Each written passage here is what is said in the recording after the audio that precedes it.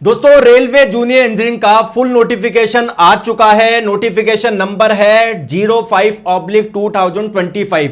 दोस्तों इस नोटिफिकेशन की अगर हम लोग बात करें तो इसके तहत केवल जूनियर इंजीनियरिंग नहीं, कुछ और भर्तियां भी होती है जैसे डीएमएस, डिपोर्ट मेडिकल सुपरिटेंडेंट और सीएमए यानी केमिकल एंड मेटलर्जिकल असिस्टेंट। तो तीनों की भर्तियों के लिए ये आप लोगों का एग्जाम जो होगा वो समान होगा। हालांकि जो मैक्सिमम वैकेंसी है वो आप लोगों के जूनियर इंजीनियरिंग की है। अगर बात करें दोस्तों एक एक चीज करके बात करेंगे, टोटल भर्तियां कितनी है, कब से फॉर्म भरना शुरू हो जाएंगे। तो देखिए अगर बात करें जूनियर इंजीनियरिंग, डीएमएस और सीएमए, इनकी जो कुल भर्तियां है वो है 2569।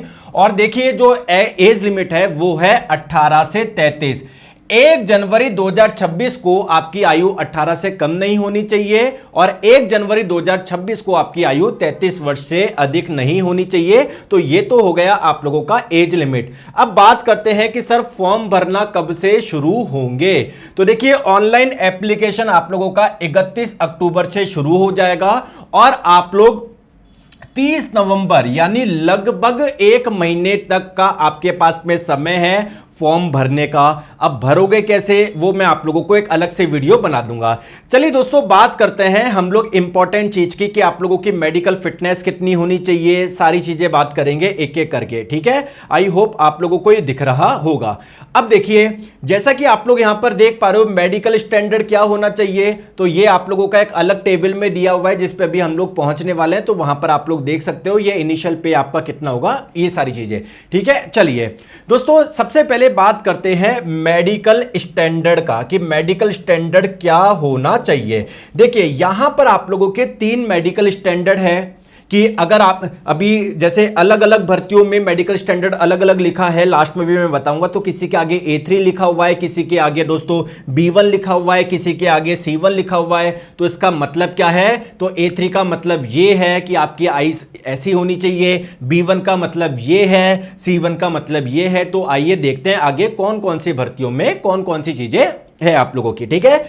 एक चीज आप लोग दोस्तों और ध्यान रखिएगा कि जो मैक्सिमम एज लिमिट है उसमें आप लोगों का रिलैक्सेशन मिलता है। एससी एंड एसटी कैंडिडेट को 5 साल का है, ओबीसी को 3 साल का है। ऐसे ही जो स्पेशल कैटेगरीज है उनके लिए आप लोगों का कुछ रिलैक्सेशन है। पहले बात करते हैं दोस्तों हम लोग एग्जाम पैटर्न की कि क्या रहेगा एग्जाम पैटर्न, कितने क्वेश्चंस किस सब्जेक्ट से आप लोगों के पूछे जाएंगे। देखिए दोस्तों आप लोगों का जैसे पिछली बार हुआ था बिल्कुल वैसा ही है। पहले आपका सीबीटी 1 होगा जहां पर आप लोगों के टोटल 100 क्वेश्चंस आएंगे। 100 क्वेश्चंस आप लोगों के आएंगे और टोटल जो समय मिलेगा वो 90 मिनट मिलेगा। और आप लोगों का दोस्तों मैथ्स के 30 क्वेश्चन, साइंस के 30 क्वेश्चन, रीजनिंग के 25 क्वेश्चन और जनरल अवेयरनेस के 15 क्वेश्चन आप लोगों को मिलेंगे। सिलेबस दोस्तों ये रहा, साइंस का बिल्कुल वही जैसे आप लोगों का पूरा 10th एनसीईआरटी ओरिएंटेड होता है हर बार, तो बिल्कुल वही का वही आप लोगों का एग्जाम पैटर्न, लेवल, सिलेबस सब बिल्कुल सेम है। बात करेंगे अगर सीबीटी 2 की, तो जो बच्चा सीबीटी 1 क्वालिफाई करेगा फिर उसको सीबीटी 2 देना है। तो सीबीटी 2 में अगर आप लोग देखोगे टोटल 150 मार्क्स का आप लोगों का एग्जाम होता है। समय आप लोगों को मिलते हैं 120 मिनट। इसमें दोस्तों आपका 100 मार्क्स का आएगा टेक्निकल एबिलिटी, जैसे अगर जो मैकेनिकल वाले बच्चे उनसे मैकेनिकल के प्रश्न पूछे जाएंगे, सिविल वाले बच्चों से सिविल के, इलेक्ट्रिकल वाले बच्चों से इलेक्ट्रिकल के प्रश्न पूछे जाएंगे। और बाकी के दोस्तों यहां पर भी साइंस का काफी पोर्शन है, फिजिक्स, केमिस्ट्री, एनवायरमेंट, ठीक है। तो ये आप लोगों का सिलेबस हो गया बेसिकली। चलिए अब हम लोग आगे चलते हैं। एक चीज आप लोग ध्यान रखिएगा, जिस बच्चे ने डिप्लोमा या बीटेक कर रखी है इस वाली ब्रांच से, देखो चाहे मैकेनिकल से कर रखी हो, चाहे प्रोडक्शन से, चाहे ऑटोमोबाइल से, चाहे मैन्युफैक्चरिंग से, चाहे मैकाट्रॉनिक से, तो उनका दोस्तों जो एग्जाम ग्रुप होगा वो मैकेनिकल एंड एलाइड इंजीनियरिंग होगा। इसका मतलब जो टेक्निकल एबिलिटी जो 100 मार्क्स का जो क्वेश्चंस आएंगे वो उनका सबका सिलेबस क्या रहेगा, सबका जो एग्जाम होगा वो बिल्कुल सेम होगा। चाहे आपने बीटेक या डिप्लोमा इनमें से किसी भी ब्रांच से क्यों ना कर रखी हो, आपका जो एग्जाम जब आप फॉर्म भरोगे तो एग्जाम ग्रुप जो आप लोगों से पूछेगा आप लोगों को भरना है उसमें mechanical and allied engineering. Similarly दोस्तों अगर किसी ने यहां से इलेक्ट्रॉनिक्स या इंस्ट्रूमेंटल एंड कंट्रोल इंजीनियरिंग या इन सभी से करी है तो उसका जो ग्रुप होगा वो होगा इलेक्ट्रॉनिक्स एंड एलाइड इंजीनियरिंग। इस टाइप से ना जैसे पिछली बार था बिल्कुल उसी टाइप का है। अब दोस्तों बात करते हैं कि नंबर ऑफ वैकेंसी किस में कितनी है, किस में कितनी है। देखो तो आप लोगों के सारी जो पोस्ट है जो CEN 05/2025 में जितनी भी आप लोगों की पोस्ट है वो आप लोगों को दिखाई गई है कि पोस्ट का पहले तो आप लोग नाम देख पा रहे हो, जूनियर इंजीनियरिंग इलेक्ट्रिकल।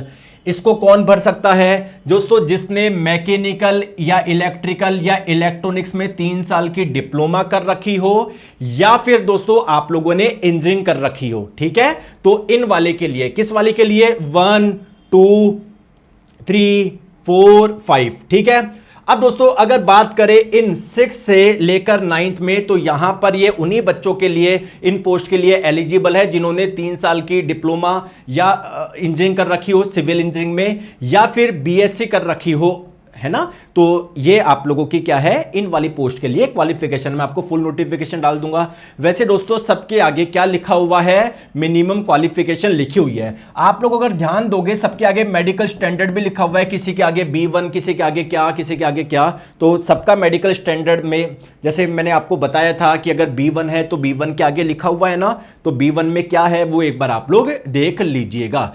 चलिए अब बात करते हैं टोटल भर्तियां। तो आरआरबी वाइज लिखी हुई है कि आरआरबी अहमदाबाद में दोस्तों ये वाली पोस्ट की कितनी वैकेंसी है, ये वाली पोस्ट की कितनी है। तो मैं फुल नोटिफिकेशन डाल दूंगा, एक अलग से वीडियो भी कर दूंगा कि किस जोन में आप लोगों की कितनी भर्तियां है।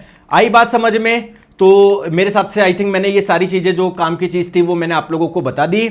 दूसरी बात मैं फिर से आप लोगों को एक चीज बता दूं, अभी जैसे आप लोगों का आरआरबी जेई का नोटिफिकेशन आया है, आप लोगों का एएलपी का भी एग्जाम होगा, ग्रुप डी का भी एग्जाम होगा। खैर ग्रुप डी का तो अभी जस्ट पास में है, ठीक है। तो और टेक्नीशियन का भी आप लोगों का आएगा। तो 2025 के सभी एग्जाम्स के लिए साइंस का फाउंडेशन बैच ऑलरेडी दोस्तों चल रहा है। जुड़िए, तैयारी आप लोगों की बेहतरीन हो जाएगी। मैं आप लोगों को बता देता हूं इस बैच के बारे में। और देखिए, तो देखिए दोस्तों, चाहे आप लोग अभी आरआरबी जेई में, जैसा कि आप लोगों को पता है 30 क्वेश्चन है साइंस के, ग्रुप डी में 25 क्वेश्चन है, एलपी में 20 क्वेश्चन है, टेक्नीशियन में पूरे 40 क्वेश्चन है। तो साइंस की एक बार तैयारी करिए जिससे आप लोगों को बार बार परेशान होने की जरूरत नहीं पड़े, ठीक है। और किसी का भी आप लोग सिलेबस देखोगे, जैसे साइंस में आप लोग देखोगे पूरे 10th लेवल तक का है, तो पूरा एनसीईआरटी ओरिएंटेड ही आप लोगों का पूरा बैच है जिसमें 6 से 10 तक की एनसीईआरटी पूरी कवर हो जाएगी। आप लोग कंटेंट देख सकते हो, इस प्रकार का पूरा कंटेंट है। हालांकि दोस्तों आप लोगों के लिए डेमो क्लासेज भी अवेलेबल है, कैसे ज्वाइन करना है वो मैं सब बताऊंगा, पहले आप लोग कंटेंट देख सकते हो। तो बैच है 2025 के सभी एग्जाम्स के लिए निर्माण बैच, आप लोग ग्रुप डी की तैयारी कर लो, एलपी की करो, टेक्नीशियन की, जेई की करो, ठीक है। तो कंप्लीट थ्योरी बैच है, साथ में सारे क्वेश्चंस करवाता हूं। डेली लाइव क्लास जो हुई है वो आप लोगों को, अगर जो आपने मिस कर दी, रिकॉर्डिंग मिल जाएगी। 2024 के भी सारे क्वेश्चंस कर रहे हैं, पूरा कंटेंट बाइलिंगुअल है, हर क्लास की पीडीएफ मिलती है, साथ में हर जैसे एक चैप्टर होता है आप लोग उसका जाके टेस्ट लगा सकते हो। टेस्ट सीरीज भी आप लोगों के लिए फ्री है। तो प्ले स्टोर पे जाइए, साइंस मैग्नेट ऐप इंस्टॉल करिए, कोर्स वाले सेक्शन में जाएंगे, निर्माण बैच में जाके जब बाय नाउ करेंगे, पेमेंट करेंगे, तो क्लास आप लोगों की चल जाएगी। कोई दिक्कत हो तो इस नंबर पर संपर्क कर सकते हैं। धन्यवाद।